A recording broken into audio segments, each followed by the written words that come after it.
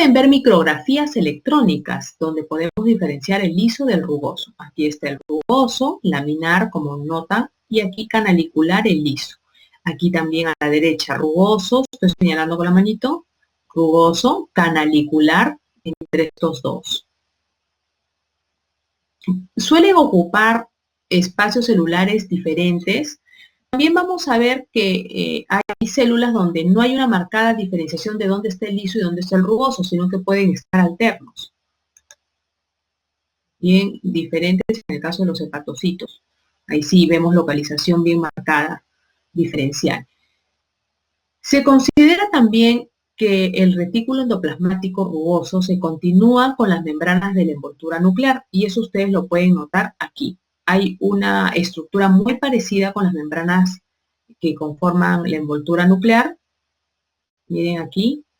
Y hay una continuidad. Se cree entonces que en realidad la envoltura nuclear fue parte del retículo endoplasmático que poco a poco en nuestro proceso evolutivo fue rodeando al material genético y posteriormente se individualizó.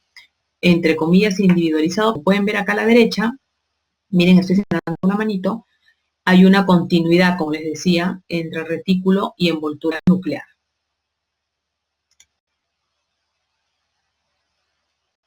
¿Qué procesos van a realizarse? Empecemos con el rugoso. ¿Qué procesos van a realizarse en el rugoso? Hemos dicho síntesis de proteína, almacenamiento y procesamiento de esas proteínas.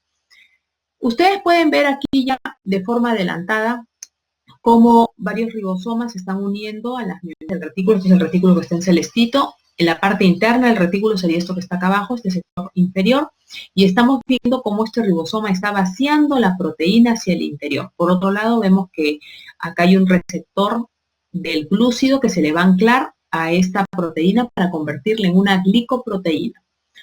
Toda glicoproteína, para poder ganar la parte glicosídica, es decir, toda proteína que se va a convertir en una glicoproteína, que tiene que ganar la parte del carbohidrato, lo tendrá que hacer en el retículo o en el Golgi. Es decir, estos ribosomas tendrán que ir a incrustarse allí.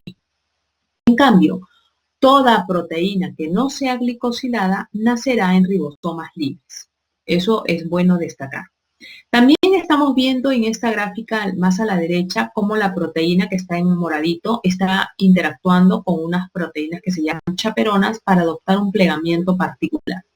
Si la proteína adopta un plegamiento adecuado, como hemos dicho en el tema en la clase de proteínas, es muy importante el nivel estructural que la proteína logre adquirir para poder cumplir su papel biológico, ¿no es cierto? Entonces, las chaperonas en este caso van a ayudar a que adopte su plegamiento.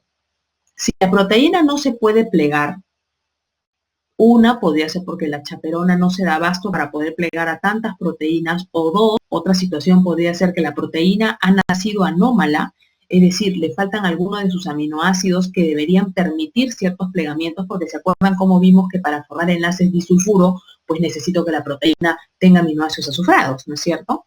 Entonces, si hubo un problema en su expresión, entonces, y la proteína ya no tiene estos aminoácidos necesarios para formar esas interacciones que determinaban sus niveles tridimensionales, entonces, en ese caso, el retículo lo enviará a los proteosomas para que sea destruido. Y eso es lo que están viendo acá a la derecha. Proteosomas, que ya habíamos hablado de proteosomas en el tema de lisosomas, ¿cierto? Que también tiene la capacidad, es una estructura celular que tiene la capacidad de romper proteínas.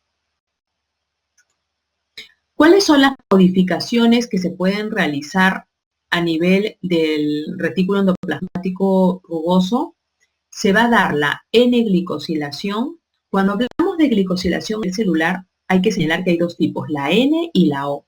La que se da aquí en el retículo rugoso es la N. Y cuando veamos las funciones del aparato de Golgi, ahí ya vamos a señalar la O. También se pueden dar reacciones de sulfatación, igual que en el Golgi también se puede dar sulfatación. Y también, como hemos dicho, el plegamiento gracias a que tiene esas proteínas que ustedes vieron hace un momento, que son las chaperonas, que en realidad no solamente ayudan al plegamiento, tienen otras funciones adicionales. Entonces, aquí ustedes pueden comparar cuáles son las proteínas que nacen en ribosomas, que van a realizar todo el proceso de síntesis quedándose en el citoplasma, y cuáles proteínas van a nacer más bien en ribosomas, que si bien es cierto, su síntesis siempre empieza en el citoplasma, porque acuérdense que los ribosomas están en el citoplasma originalmente, y el mensajero va a llegar allí, pero una vez que se identifique el ribosoma detendrá la síntesis, que en realidad se queda en las primeras etapas para incrustarse y ahí ya en el retículo empalmar esta síntesis. Como pueden ver, las proteínas que van a nacer en ribosomas adheridos al retículo son proteínas integrales de membrana, enzimas lisosomales, toda proteína de secreción y por supuesto aquí ya no se menciona, pero se sobreentiende que también las propias proteínas del retículo endoplasmático y del aparato de Golgi, ¿sí? Generalmente se destacan estas tres por no esperarse que de otros destinos también se puedan sintetizar acá proteínas, como es el caso. Y a la izquierda tienen a las proteínas que nacerán en ribosomas libres, las que formarán parte de las enzimas perixosomales, como hemos ya señalado en clase de peroxisomas. Están las proteínas a las mitocondrias, al núcleo y a los cloroplastos. Para que las proteínas que van a nacer en el retículo endoplasmático sean traslocadas hacia ese destino, como les dije, necesitan tener un péptido señal, es decir, una secuencia aminoácidica que en el caso de ella se ha reconocido que es de naturaleza hidrofóbica, es decir, es rica en aminoácidos hidrofóbicos.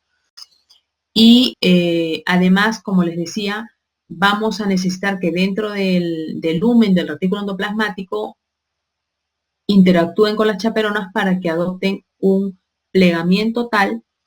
Las chaperonas además pueden evitar que éstas precipiten y también las pueden mantener un tiempo dentro del retículo antes de pasarlas al aparato de Golgi. Aquí pueden ver cómo es que se hace la incrustación del ribosoma, originalmente citoplasmático, a las membranas del retículo endoplasmático. Miren a la izquierda, tenemos entonces un ribosoma en blanquito, está leyendo un mensajero, ahí entre las dos subunidades menor y mayor ven como un rectangulito plomo, ese es el mensajero que está siendo leído, y esta estructura tipo bastón viene a ser la proteína que están haciendo. Pero como ven, esta proteína tiene una marca que acá la han destacado de color negrito, tiene una secuencia aminoácidica que dice soy una proteína que tengo que ir a seguir mi procesamiento en el retículo endoplasmático, seguramente porque tiene que glicosilarse, ¿no? Entonces, hay una partícula de reconocimiento de la señal que va a reconocer la presencia de esta secuencia aminoácidica hidrofóbica y se va a unir al ribosoma. Ahí pareciera que está unida a la señal en sí misma, ¿no? No, en realidad, la partícula de reconocimiento de la señal, que acá está como PRS, reconoce la señal, pero se une a la subunidad mayor del ribosoma. Al unirse a la subunidad mayor del ribosoma, hace que éste detenga su síntesis. Ya no avanza. Y luego, este aparato sintetizador, que es el ribosoma con el mensajero y ahora la partícula de reconocimiento de la señal, migrarán hacia la dirección del retículo endoplasmático para hacer contacto con el receptor de la partícula de reconocimiento de la señal que se encuentra justo en las membranas de este sistema retículo endoplasmático rugoso.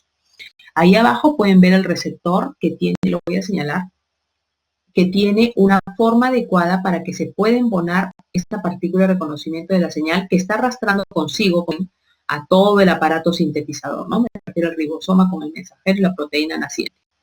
Está asociado este receptor a una proteína translocadora, de tal manera que cuando el aparato sintetizador se embona, por esta proteína translocadora, la proteína va a poder ser vaciada hacia la parte interna del retículo endoplasmático. O otro caso es que se quede atravesada, en lo que se quiere vaciar se quede atravesada en esta membrana del retículo endoplasmático. Esta unión del aparato sintetizador además va a estar estabilizada por unos receptores para estas ribosomas que encontramos en el retículo, que son las riboforinas tipo 1 y tipo 2, que acá lo están colocando como receptor de ribosoma, ¿no? Para unir mejor y que el aparato no se me vaya a ir por otro lado. En el gráfico están viendo entonces lo más a la izquierda, cómo está viniendo el aparato sintetizador. Ya en el medio lo vemos embonado, vemos que la proteína voy a señalarlo, se está traslocando. Y en este caso, en la última etapa del gráfico, vemos que la proteína se está quedando allí atravesada, ¿cierto? Esta proteína, si es así, es decir, si su descarga vectorial queda interrumpida, queda así, no se ha terminado de vaciar adentro, esta proteína entonces, quedándose de esta forma, vendría a constituir una proteína integral de membrana, ¿cierto? Es una de las proteínas que les dije que nace a nivel del retículo endoplasmático. Proteínas integrales, proteínas de secreción y enzimas lisosomales, ¿cierto? Bien, ya estamos viendo entonces cómo nacen las que serán proteínas integrales. Ahora, esta proteína integral no solamente va a quedarse aquí para constituir parte de las proteínas integrales de la membrana del retículo, sino que aquí se puede escindir un fragmento de este retículo y esa proteína integral puede ser donada a otros cuerpos membranosos, inclusive la misma membrana plasmática, para enriquecerla. Si más bien la descarga vectorial no es interrumpida, más bien es total, esta proteína se vaciaría completamente a la parte interna que hemos denominado lumen, ¿cierto? Al lumen del retículo endoplasmático. Podría ser que allí nomás se quede o podría ser que luego pase al Golgi. Y de pasar al Golgi también puede suceder la situación de que necesite regresar al retículo. O sea, capaz era una proteína residente del retículo, pero necesitaba llegar hasta el Golgi para terminar su procesamiento, como hemos dicho. Y una vez que se terminó de procesar, puede volver ya a su sitio de residencia, que podría ser el retículo mismo. Eso es lo que vamos a ver más adelante. Aquí en la parte superior izquierda, están viendo cómo se está realizando la descarga vectorial de la proteína, pero notan el péptido señal en negrito, saltado en negrito, y también pueden notar que algunas proteínas, aparte del péptido señal, tienen otras secuencias que han representado acá en blanquito. A ver si lo logro señalar. Esto, miren, ese segmentito, lo demás está plomo, ¿no? Plomo, plomo, y aquí está blanco, que vienen a ser péptidos de anclaje. Las proteínas que tienen péptidos de anclaje, como dice su nombre, van a quedar ancladas en la membrana, imposible poder pasar al lumen. Ahora, hay que señalar también que con respecto al péptido señal, que es el más importante, la señal más importante que tienen, hay una enzima peptidasa señal luminal dentro del retículo que puede realizar la escisión, o sea, quitarle el péptido señal a la proteína.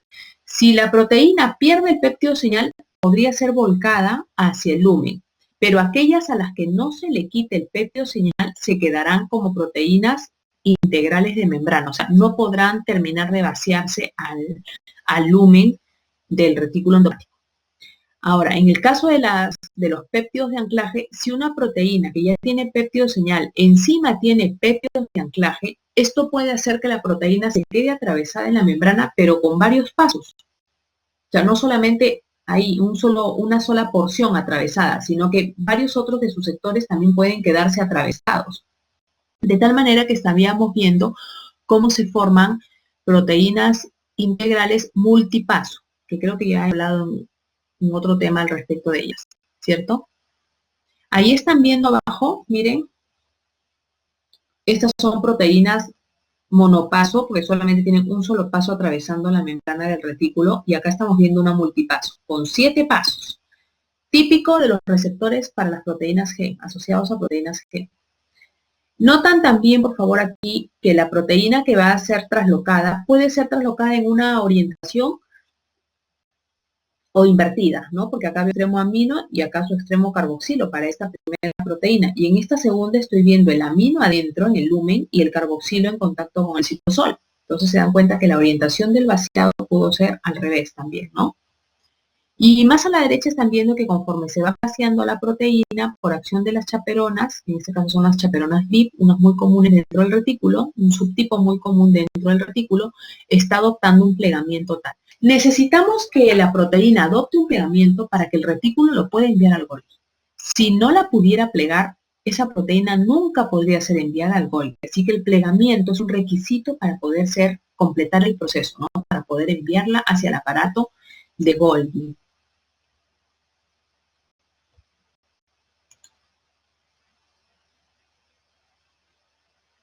Las chaperonas que les mencioné hace un momento y que también las han visto como roquitas alrededor de las cuales interactúa la proteína para adoptar el plegamiento, cumplen varios papeles.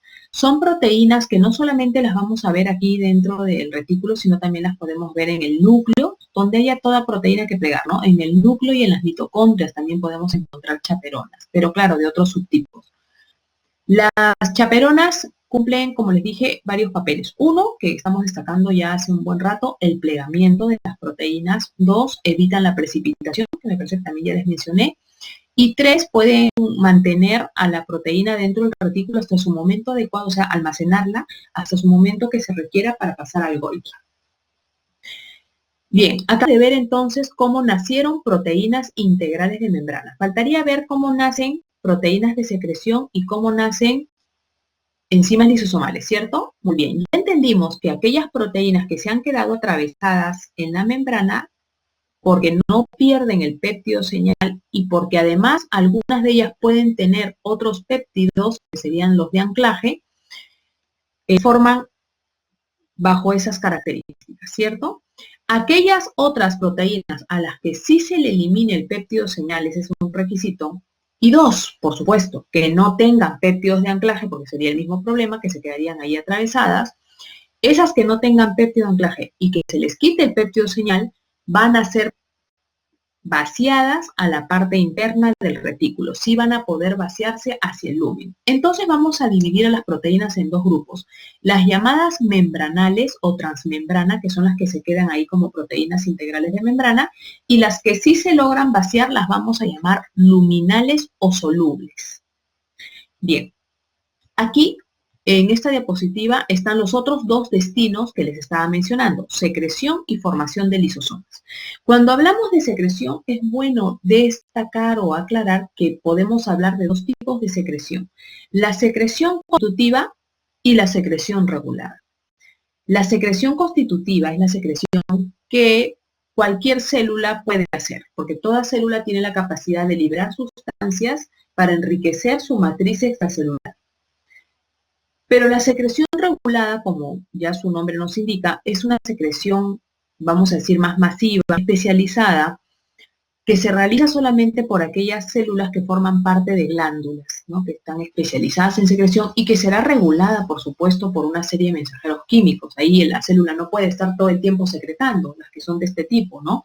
Imagínense si es estamos hablando de una célula de una glándula salival, todo el rato estaría, ¿no?, activa, o sudorípada, imagínense, ¿no? O sebácea, todo el tiempo estaría el sebo saliendo, secretándose, no ni hablar, ¿no es cierto? Hay momentos específicos donde esta secreción tiene que darse. O de la leche también, ¿no? La secreción de leche a nivel de las glándulas mamarias. Entonces, definitivamente tiene que ser regulada, no puede ser continua, ¿cierto? Muy bien, entonces diferenciar esos dos tipos de secreción, aquí en el gráfico ya les estoy colocando secreción continua, secreción regular.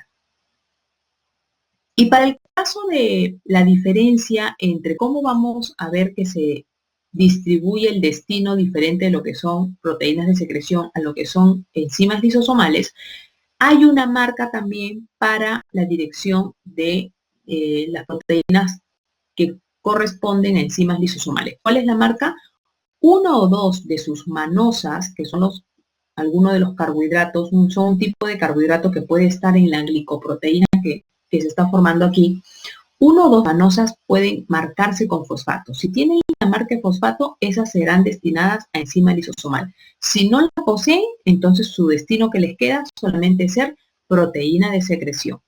Aquí estamos viendo a la proteína con la parte glicosídica, es decir, a la glicoproteína, y cómo se está fosforilando. Miren, acá hay estas estructuras en rojito, vienen a ser los monosacáridos del oligosacárido que se le ancla a esta proteína para convertirla en una glicoproteína, ¿no? Los rojitos son manosas y vean cómo acá hay una que ya se está fosforilando, ¿cierto? Muy bien, ahí está marcándose para que vaya a su destino de ser enzima lisosomal.